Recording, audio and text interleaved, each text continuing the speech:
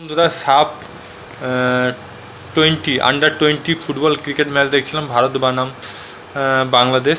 তো খেলাটা হাড্ডাহাড্ডি লড়াই হয়েছিল, কেউ কাউকে ছেড়ে কথা কইছিল না।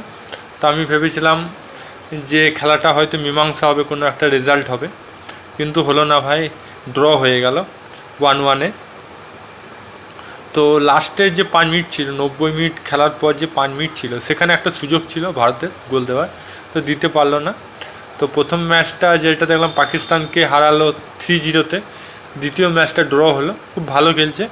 এবার দেখার বিষয় যে বাকি যে ম্যাচগুলো আছে সাব দেশগুলোর মধ্যে অনূর্ধ্ব 20 বাকি ম্যাচগুলো কেমন হয়।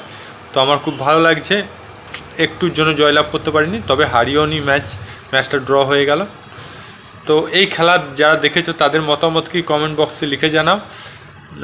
আর যদি ভালো লাগে এই ধরনের আরও ফুটবল ম্যাচ যদি আপনি রিভিউ চান তো কমেন্ট বক্সে অবশ্যই লিখুন, কমেন্ট বক্স খোলা আছে।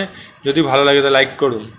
দেখা হবে আবার নতুন ভিডিও নিয়ে। জয় হিন্দ, জয় ভারত, ভালো থাকো, সুস্থ থাকো।